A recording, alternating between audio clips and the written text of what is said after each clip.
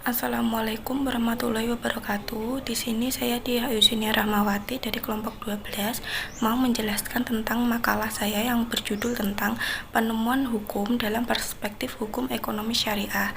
Berikut penjelasannya.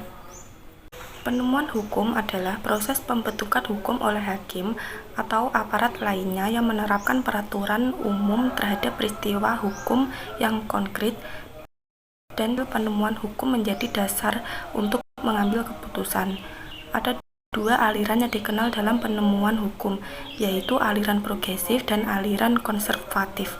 Aliran progresif berpendapat bahwa hukum dan peradilan merupakan alat untuk perubahan sosial, sedangkan aliran konservatif berpendapat bahwa hukum dan peradilan itu hanyalah untuk mencegah kemerosotan moral dan nilai-nilai lainnya. Di dalam penjelasan penemuan hukum dalam perspektif hukum ekonomi syariah ini terdapat 3 poin yang penting, yaitu poin pertama, interpretasi dan konstruksi hukum sebagai metode penemuan hukum. Metode dalam penemuan hukum meliputi metode interpretasi, metode konstruksi hukum atau penalaran. Menurut Suroso, metode interpretasi atau penafsiran ialah mencari dan menetapkan pengertian atas dalil-dalil yang tercantum dalam undang-undang sesuai dengan yang dikehendaki dan yang dimaksud oleh pembuat undang-undang. Sedangkan menurut Siddiq Armia, metode konstruksi memiliki arti bahwa hakim membuat suatu pengertian hukum yang mengandung persamaan ketika tidak dijumpai ketentuan yang berlaku. Dalam metode interpretasi terdapat 12 metode interpretasi. Yang pertama, metode subsumtif, yaitu keadaan di mana hakim harus menerapkan suatu teks undang-undang terhadap kasus dengan belum menggunakan penalaran sama sekali dan sekedar hanya menggunakan silogisme dari ketentuan tersebut. Yang kedua, interpretasi gramatikal, penafsiran yang dilakukan hakim terhadap bunyi undang-undang itu menurut tata bahasa yang benar dan berlaku. Yang ketiga, interpretasi historis, yaitu penafsiran yang didasarkan kepada sejarah terjadinya suatu undang-undang. Yang keempat, yaitu interpretasi sistematis, yaitu metode penafsiran undang-undang yang menghubungkan dengan peraturan hukum yang lain. Yang kelima, yaitu interpretasi komparatif, yaitu metode penafsiran dengan membandingkan antara berbagai sistem hukum.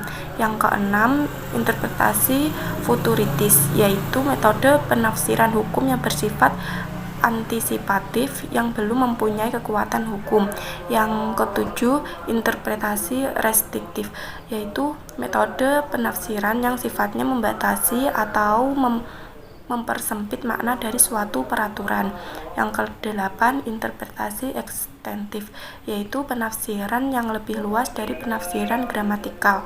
Yang kesembilan, yaitu penafsiran komprehensif, yaitu penafsiran yang dapat mereduksi teks undang-undang dan sebaliknya.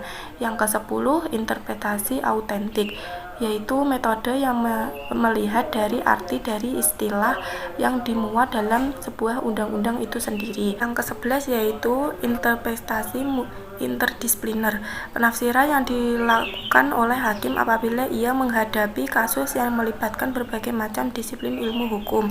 Yang ke-12, yaitu interpretasi multidisipliner, yaitu metode yang menangani suatu perkara dengan mempertimbangkan berbagai kajian ilmu di luar ilmu hukum.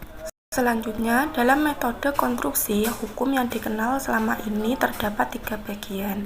Yang pertama, metode argumentasi paranalogium atau analogi, yaitu metode penemuan hukum di mana hakim mencari esensi yang lebih umum dari sebuah peristiwa hukum yang baik yang telah diatur oleh undang-undang maupun yang belum ada peraturannya. Yang kedua, yaitu metode argumentum, cara penafsiran undang-undang yang berdasarkan perlawanan pengertian antara soal yang dihadapi dan dipermasalahkan yang diatur dalam sebuah pasal undang-undang. Yang ketiga, penghalusan hukum. Penghalusan hukum ini kadangkala dalam peraturan perundang-undangan mempunyai cakupan ruang lingkup yang terlalu umum atau sangat luas. Itu sebabnya perlu dilakukan penghalusan hukum agar dapat diterapkan sebagai suatu peristiwa tertentu. Poin yang kedua yaitu hermeneutika sebagai metode pembaruan hukum. Hermeneutika hukum penting digunakan oleh para hakim pada saat menemukan hukum. Penemuan hukum oleh hakim tidak semata-mata hanya penerapan peraturan-peraturan hukum terhadap peristiwa konkret, tetapi sekaligus penciptaan hukum dan pembentukan hukumnya.